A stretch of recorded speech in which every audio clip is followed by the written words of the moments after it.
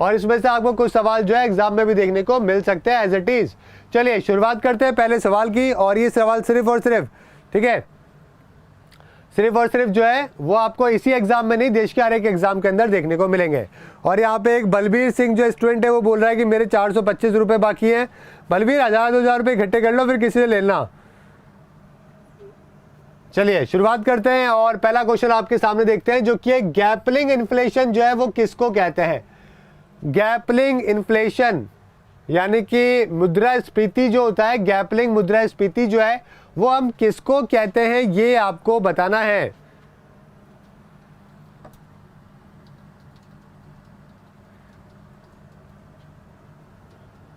जल्दी से बताइए। हर्षित ने कल का सवाल बोला है कि गैडगिल जो है कौन सी योजना थी। अरे भाई तीसरी थी, गए कल बताया तो था। चलिए, और यहाँ पे आंसर आ रहा है बच्चों का ए और बी मेजरली आंसर आ रहा है दोस्तों, लेकिन अमित कुमार दास का यहाँ पे बिल्कुल सही सवाल है, जिनका आंसर है हाइपर इन्फ्लेशन, यानी कि बी बिल्कुल सही है। रोशनी, मंजू, नरेंद्र, कई सारे बच्चों ने जो है यहाँ पे बी आंसर लगाया है और बिल्कुल सही है। देखिए हाइपर इन्फ्लेशन का मतलब है जब प्राइसेस जो है किसी भी चीज की बहुत ज्यादा बढ़ जाए। पिछले 20 सालों से आपका जो पार्ले जी है, पार्ले जी जो है वो 5 रुपए का आ रहा है। कल को मान लो यार हाइपर इन्फ्लेशन आ जाए, मतलब 4 रुपए का था पहले, फिर 5 रुपए का हो गया, इससे ज्यादा का रेट नहीं हुआ है।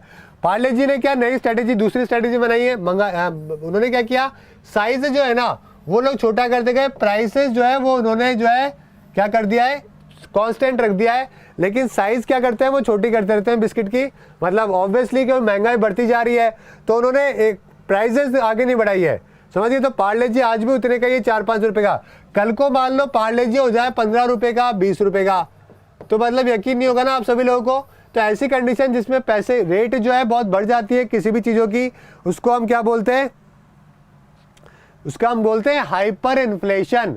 समझ गए, बी आपका यहाँ पे बिल्कुल सही आंसर होगा। अगला सवाल है, घरेलू आय के संबंध में एक विशेष समान पर घरेलू खर्च की विविधता का वर्णन करने वाले वक्र को किस रूप में जाना जाता है।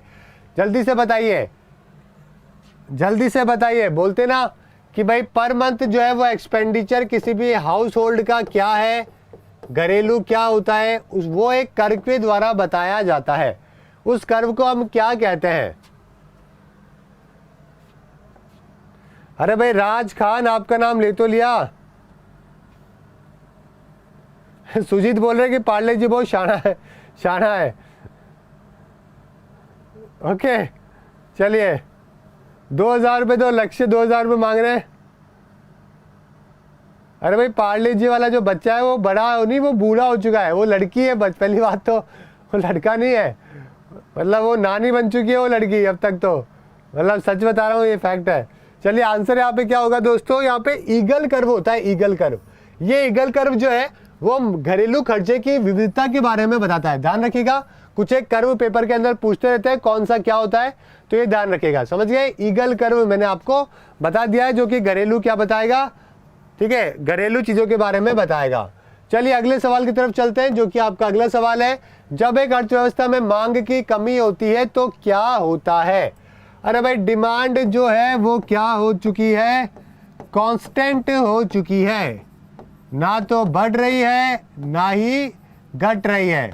ऐसी कंडीशन के अंदर दोस्तों क्या हो जाता है, जैसे कि फॉर एग्जांपल प्रॉपर्टी मार्केट देख लीजिए। प्रॉपर्टी के मार्केट की जो डिमांड है ना वो कैसी हो गई है, रुक सी गई है। मतलब भाई ऐसा नहीं है कम हो गई है, जनता तो रह रही है, घर तो खरीद ही रही है, लेकिन जो डिमांड है वो बढ़ नहीं रही है। एक तरीके से क्या हो गई है, स्थिरता हो गई है, यानी कि डी आपका यहाँ पे बिल्कुल सही आंसर है। समझ गए, तो ऐसी कंडीशन जब जो है मांग की कमी होती है तो उसके अंदर हम उसको बोलते हैं स्थिरता जो है वो उसके अंदर आ जाती है। तो ये भी आपको यहाँ पे ध्यान रखना है, पेपर पॉइंट ऑफ व्यू से इंपॉर्टेंट है। समझ गए,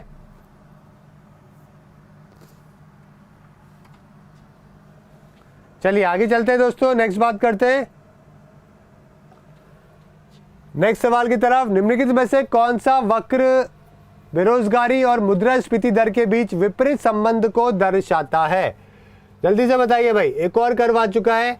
जब हम बात करते हैं बेरोजगारी मुद्रास्फीति दर की विपरीत संबंध को दर्शाता है तो कौन सा कर्व बनाते हैं। अभी हमने थोड़ी देर पहले कौन सा ईगल कर्व के बारे में पढ़ा था, जो कि क्या बता रहा था, हाउस होल्ड के, घरेलू जो है उसके खर्चे के बारे में बता रहा था। अभी हम एक और कर्व पढ़ेंगे जो कि आपका हो जाएगा फिलिप कर्व। फिलिप कर्व के अंदर दोस्तों क्या होता है, फिलिप कर्व आपका यहाँ पे बिल्कुल सही आंसर होगा, ठीक है। अच्छा मैंने आंसर गलत लगा दिया क्या, बी बोल के डी लगा दिया क्या, कौन से वाले में लगाया भाई, पिछले वाले में लगा दिया क्या, ओके ओके, तो हाँ भाई डी होगा आपका आंसर, मैंने शायद बी होगा आपका आंसर, मैंने डी बोल दिया था शायद गलती से, है ना। तो बी आपका यहाँ पे सही आंसर है, स्टैग्नेशन, स्थिरता को बोलते हैं, समझ गए। तो मैंने शायद हो सकता है गलती से डी बोल दिया हो। इससे पहले सवाल का आंसर भी बी था आपका, और उससे पिछले सवाल का आंसर भी आपके यहाँ पे बी था। तो सारे आंसर अभी तक जो है वो बी वाले ही चल रहे हैं, ठीक है। चलिए, तो यहाँ पे मैंने आपको फिलिप कर्व बताया जिसका आंसर क्या होगा, डी होगा, जो कि क्या बताता है, बेरोजगारी और मुद्रास्फीति दर के बीच में बताता है। तो ये आपको ध्यान रखना है, ठीक है। अंजलि चौहान सब तो सही है, संदीप कुमार सही आंसर करिए। चलिए बहुत अच्छी बात है, अगले सवाल की तरफ चलते हैं। भाई वीडियो को शेयर कर दो ताकि और भी बच्चे देख सके। लॉरेंज कर्व बहुत ही महत्वपूर्ण है, 50 पेपर में आ चुका है, किसका चित्रमय प्रतिनिधित्व है, जल्दी से बताइए। लॉरेंज कर्व, एक और कर्व आ चुका है, 3 कर्व हम पढ़ चुके हैं, एक तो ईगल पढ़ चुके हैं, एक फिलिप पढ़ चुके हैं, और तीसरा पढ़ रहे हैं हम लोग कौन सा, यहाँ पे लॉरेंज कर्व। कौन सा पढ़ रहे हैं, लॉरेंज कर्व के बारे में पढ़ रहे हैं। देखिए लॉरेंज कर्व में क्या होता है, जैसे जैसे ग्राफ नीचे जाता रहता है उसका मतलब क्या है कि उस देश के अंदर क्या है, इनइक्वालिटी बहुत ज्यादा है, गरीब गरीब हुआ जा रहा है, अमीर अमीर हुआ जा रहा है, उसको हम बोलते हैं लॉरेंज कर्व। जितना सीधा होगा ना उतना बढ़िया होगा, समझ गए। और जिसका ये वाला है बिल्कुल सीधा है, इसका मतलब बहुत ही बढ़िया है। तो यानी कि आय के अंदर जो इस तरीके से वितरण जो होता है ना, उसको हम कहते हैं लॉरेंज कर्व। तो सी आपका यहाँ पे बिल्कुल सही आंसर होगा। पॉपुलेशन लोगों ने लगा दिया है, तुक्के मारने में सारे के सारे बड़े आगे हैं। गाइड विद लोकेश अग्रवाल जो है वो खुद पॉपुलेशन लगा के बैठे हैं और नाम के आगे गाइड विद लगा के बैठे हैं। अरे भाई क्या कर रहे हो, नहीं आता तो छोड़ दिया करो यार, कोई कंपलसरी है क्या, कोई कंपलसरी थोड़ा ना किया था मैंने आपके लिए कि भाई आपको करना ही पड़ेगा। ऐसे गलत मत करो यार, गलत करोगे पेपर के अंदर भी आदत पड़ जाएगी। चलिए अगला सवाल देखते हैं, भारतीय रिजर्व बैंक का प्रतीक क्या है, जल्दी से बताइए।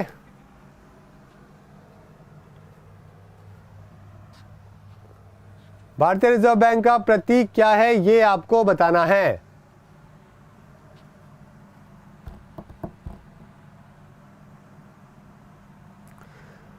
वीडियो को शेयर कर दो भाई ताकि सभी बच्चे देख सके। और ये वाला जो सवाल है आपका, ये काफी महत्वपूर्ण सवाल है, 50 रुपए का सवाल। उम्मीद करता हूं कि आप इसे आंसर करेंगे। पहले वाले में तो है करेंसी रखने का मतलब बनता नहीं था क्योंकि सभी लोगों ने गलत किया है। अरे भाई मीना जी, अगर इकोनॉमिक्स एल के मीना इकोनॉमिक्स कम आती है तो कोई टेंशन नहीं, लेकिन गलत तो मत करो, आएगा तो करना है। हिमांशु नहीं आता है तो नहीं करना है, चाहे 10 में से 2 ही करो लेकिन दोनों सही करो, 2 गलत मत मारो। आंसर यहाँ पे बिल्कुल सही आ रहा है ये वाला। काफी बच्चों ने जो है यहाँ पे ए बी आंसर लगा दिया है। वैसे तो देखो आंसर मेजरली बच्चों का सही है, जो कि क्या है, बी आंसर है। एक टाइगर बना हुआ होता है पाम ट्री के साथ में, समझ गए, तो वो क्या है, हमारे क्या है, आरबीआई का इंसिग्निया है। अगला सवाल, निम्नलिखित में से किसको माल और सेवा कर से प्रतिस्थापित किया जाएगा। जीएसटी जो है उससे चेंज कर दिया गया है, किसको कर दिया गया है ये आपको बताना है।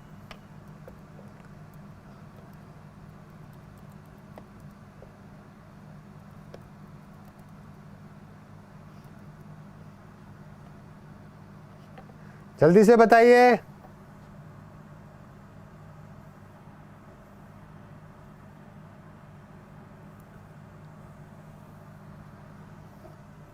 यहां पे आंसर क्या होगा, देखिए दोस्तों, वैट जो है वो जा चुका है, टाटा बाय बाय हो चुका है वैट, समझ गए।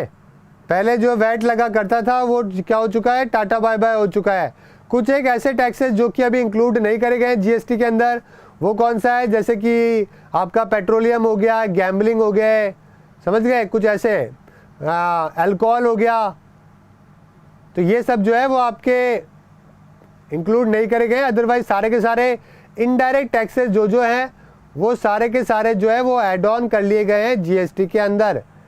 ठीक है, तो ये ध्यान रखिएगा, पेपर के लिए इंपॉर्टेंट है, इस तरीके से गलती मत करो। सिंपल सा सवाल था, डायरेक्ट टैक्सेस नहीं, जितने भी इनडायरेक्ट टैक्सेस हैं वो सारे के सारे आ चुके हैं।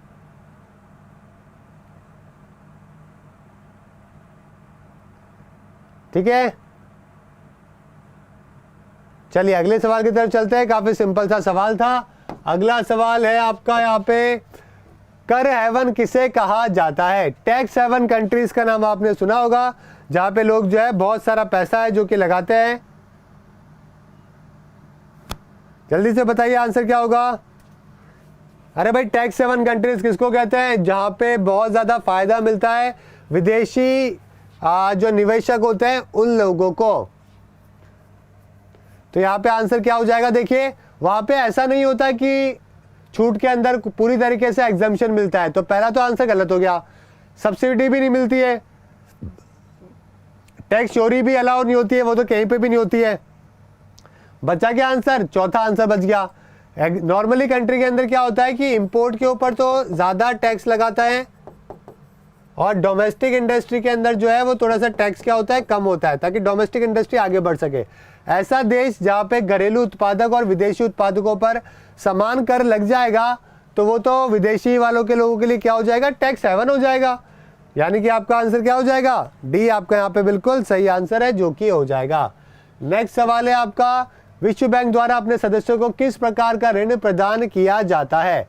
विश्व बैंक आपको मालूम है 2 बैंकों से मिलकर बनता है, IBRD हो गया और एक IDA हो गया। हेडक्वार्टर कहाँ पर है? Washington DC। DC का मतलब डिस्ट्रिक्ट ऑफ कोलंबिया। तो IDA का मतलब है इंटरनेशनल डेवलपमेंट बैंक, IBRD का मतलब है international bank for reconstruction and development. IDA देता है बेचारे गरीब देशों को लोन, लो इनकम कंट्रीज को इसको, और यहाँ पे इंटरेस्ट भी आपको नहीं देना पड़ता, इंटरेस्ट फ्री होता है। लेकिन IBRD जो है वो मिडिल इनकम कंट्रीज जो होते हैं, जिनकी ठीक ठाक सा पैसा जिनके पास होता है, उनको लोन देता है, और यहाँ पे इंटरेस्ट जो है दोस्तों वो देना पड़ता है, और ये लॉन्ग टाइम के लिए लोन है जो कि देता है। तो बिल्कुल सही आंसर है आपका यहाँ पे। आंसर क्या हो जाएगा? लॉन्ग टर्म आपका यहाँ पे बिल्कुल सही आंसर है, जो कि हो जाएगा। साथ में वर्ल्ड बैंक की अगर मेंबर की बात करें तो IBRD के तो दोस्तों हैं 189, कितने? IBRD कितने हैं? 189 कंट्रीज है जो कि इसके मेंबर्स है। और अगर मैं IDA की बात करूं दोस्तों, तो IDA के अंदर कितने मेंबर है? 173 कंट्रीज है जो कि इसके मेंबर्स हैं। इसके अलावा यहाँ पे कौन है अभी? प्रेसिडेंट कौन है दोस्तों? जल्दी से बताइए, प्रेसिडेंट कौन है? वो है डेविड। ठीक है, क्या नाम है? डेविड मालपास है जो इनका नाम है। ठीक है, और बताइए, चीफ एग्जीक्यूटिव ऑफिसर CEO कौन है? क्रिस्टलिना। चीफ इकोनॉमिस्ट कौन है? पेनी। और अभी यहाँ पे MD और CFO कौन बनाई गई थी? MD और CFO। जल्दी से बताइए।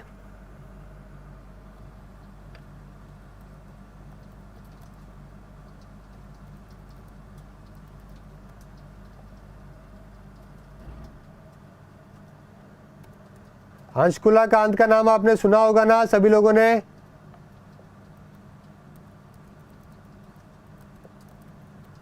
किसकी? IMF की थी कि वर्ल्ड बैंक की थी? जल्दी से बताओ। हाँ बिल्कुल सही है, वर्ल्ड बैंक ग्रुप की MD और साथ में CFO। क्या नाम था? हंसकुला कांत वर्ल्ड बैंक ग्रुप की MD बनी और साथ में CFO बनी, जो कि पहले किसमें थी? SBI को देख रही थी। समझ गए? तो ये भी ध्यान रखिएगा, पेपर पॉइंट ऑफ व्यू से महत्वपूर्ण है। चलिए आगे चलते हैं, नेक्स्ट चलते हैं दोस्तों अगले सवाल की तरफ, जो कि आपका अगला सवाल है, बाजार में जौहरी के लिए कौन सा प्रमाण पत्र आवश्यक है? जल्दी से, जौहरी के लिए कौन सा प्रमाण पत्र होना जरूरी है? अगर कोई भी आप सामान खरीद रहे हो, सोना वोना कुछ भी खरीद रहे हो, तो उसको कौन सा क्या चाहिए होगा?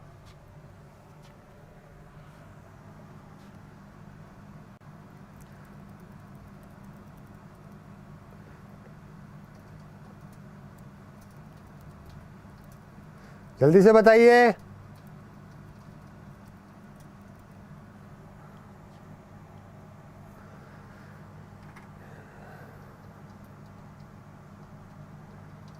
देखो बिल्कुल सही जवाब है यहाँ पे, आंसर आपका हॉलमार्क बिल्कुल सही है ना। हॉलमार्क देखकर ही सोना जो है वो खरीदना चाहिए, बिल्कुल सही है।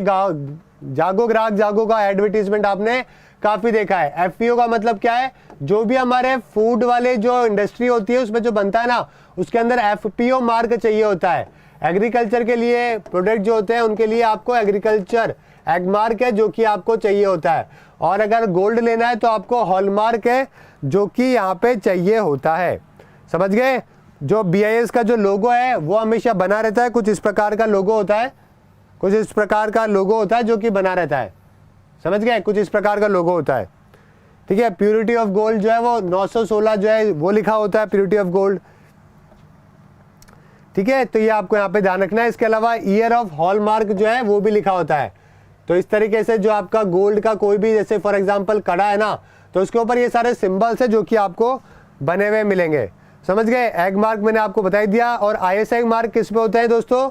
आईएसआई मार्क होते हैं आपके इंडस्ट्री के जो प्रोडक्ट्स होते हैं ना, इंडस्ट्रियल प्रोडक्ट्स होते हैं, उनके ऊपर आपको आईएसआई मार्क है जो कि देखने को मिलता है। ठीक है, एफपीओ मैंने आपको बता ही दिया, फूड वाले हो गए। ठीक है, चलिए, तो ये भी आपको ध्यान रखना है। और एक और ग्रीन कलर का भी होता है, नॉन पॉल्यूटिंग व्हीकल्स के ऊपर लगता है। और इको मार्क कहाँ पे होता है? इको मार्क किसके ऊपर होता है? एक होता है इको मार्क। तो इको मार्क होता है जो कि इन्वायरमेंटल फ्रेंडली प्रोडक्ट्स होते हैं ना, जो इको फ्रेंडली प्रोडक्ट्स होते हैं उनके ऊपर क्या बना होता है? इको मार्क बना होता है। ठीक है, इस तरीके से ग्रीन के अंदर बना होता है और बीच में एक जो है वो घड़ा सा बना होता है, घड़ा बना होता है।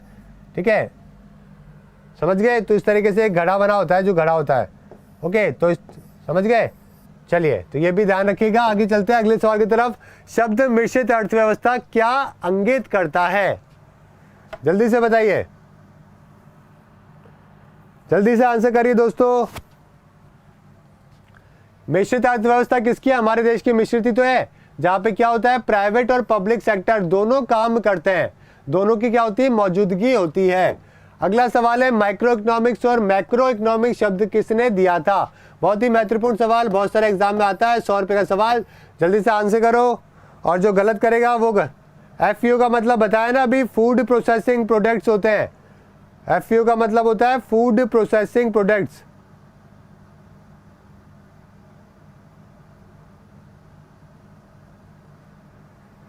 जल्दी से आंसर करिए।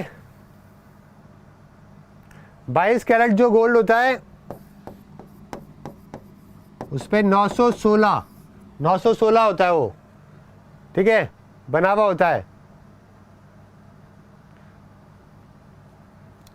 चलिए, आंसर यहाँ पे क्या होगा दोस्तों? बिल्कुल सही है, यहाँ पे रेंजर फिंच जो है ये आपका बिल्कुल सही आंसर होगा, जिन्होंने इसके बारे में बताया था। होता क्या है, मैक्रो का मतलब होता है बहुत बड़ा, जो बड़ी चीज होती है, जैसे कि national income, unemployment, GDP, inflation. समझ गए। बड़े बड़े जो टॉपिक्स है उनको हम मैक्रो बोलते हैं, छोटे को माइक्रो बोलते हैं। जैसे कि भाई कंज्यूमर से डील करना, सप्लाई को, डिमांड को, प्राइस को, इन सबको हम क्या बोलते हैं? माइक्रो इकोनॉमिक्स कहते हैं। समझ गए। तो उम्मीद है आपको बेसिक सा छोटे से चीज से समझ में आ गया होगा। बड़े बड़े मैटर जो है वो मैक्रो है, छोटे मैटर जो है वो माइक्रो है। चलिए अगले सवाल की तरफ बढ़ते हैं। आय बढ़ने के साथ लग्जरी गुड्स की मांग जो है वो क्या होती है? अरे भाई, लग्जरी गुड्स की मांग बढ़ती है या कम होती है? जैसे जैसे आपकी आय जो है वो इंक्रीज होगी, वैसे वैसे आप लग्जरी आइटम्स जो है वो क्या करते हो? लेने लगते हो। तो यानी कि इंक्रीज होगी, यानी कि क्या होगी? बढ़ जाएगी। तो ये आपका यहाँ पे बिल्कुल सही आंसर है। अगला सवाल है, निम्नलिखित में से कौन सा योग्य प्रतिद्वंदी बाजार की आवश्यकता शर्तों में से एक है? बताइए भाई, परफेक्ट कंपटीशन मार्केट में क्या होता है? परफेक्ट कंपटीशन में क्या होता है? सारी कंपनियां मार्केट में रहती है, बहुत सारे यूजर है जो कि किसी जो है सारे प्रोडक्ट को खरीद रहे होते हैं, आपस में कंपटीशन होता है बढ़िया, सबकी जो प्रोडक्ट है उसकी रेट समान होती है और सारी कंपनियों ने जो है रेट उसकी ऑलमोस्ट एक जैसी होती है। अगर मैं एग्जांपल दूं अगर मैं आपको, तो भाई जैसे कि फॉर एग्जांपल एचपी का पेट्रोल ले लो या फिर इंडियन ऑयल का पेट्रोल ले लो, ठीक है, एक ही बात है ना मतलब। तो रेट ऑलमोस्ट सेम है, तो कंपनी के अंदर बिल्कुल प्योर कंपटीशन होता है, सिर्फ सर्विसेज का कंपटीशन होता है। तो आपका यहाँ पे आंसर क्या हो जाएगा कि किसी एक समय में समान वस्तुओं के लिए केवल एक मूल्य जो होता है उसको हम परफेक्ट कंपटीशन है जो कि मानते हैं। अगला सवाल है, मांग की आय लोचन नकारात्मक होता है, वस्तु क्या होगा? इनकम इलेक्ट्रिसिटी ऑफ डिमांड अगर नेगेटिव है तो कमोडिटी मस्ट बी कैसी होनी चाहिए? इनकम इलास्टिसिटी नेगेटिव है तो यानी कि जो कमोडिटी है वो कैसी है? अच्छी नहीं है, खराब है। कौन सी होती है? इन्फीरियर गुड्स होते हैं, जो कि क्या होते हैं? डिमांड के हिसाब से आय बढ़ने के बाद में लोग लेना बंद कर देते हैं, इसीलिए उसका नेगेटिव है यहाँ पे इलास्टिसिटी ऑफ डिमांड। तो कल मैंने आपको बताया था ना, वही वाला इन्फीरियर गुड्स है ना। अगर आपकी आय बढ़ी तो आपने लेना बंद कर दिया, 5 स्टार का एग्जाम्पल भी दिया था, तो आपका सी सही आंसर होगा। अगला सवाल है, ब्रेक इवन बिंदु पर कुल लाभ क्या होता है? भाई बताइए, ब्रेक इवन पॉइंट क्या होता है? ब्रेक इवन दोस्तों वो पॉइंट होता है जब आपके कंपनी जो है ना तो ज़्यादा ना तो प्रॉफिट में और ना नुकसान के अंदर है। यानी कि अगर मैं कंपनी 1 लाख रुपए लगा रहा हूँ पर मंथ मेरा एक्सपेंडिचर है, तो मैं 1 लाख रुपए क्या कर रहा हूँ? अर्न भी कर रहा हूँ। यानी कि आपका आंसर क्या हो जाएगा यहाँ पे? 0 आपका सही आंसर हो जाएगा। प्रॉफिट तो हो ही नहीं रहा ब्रेक इवन पॉइंट के ऊपर, तो आपका बी बिल्कुल यहाँ पे सही आंसर है जो कि हो जाएगा।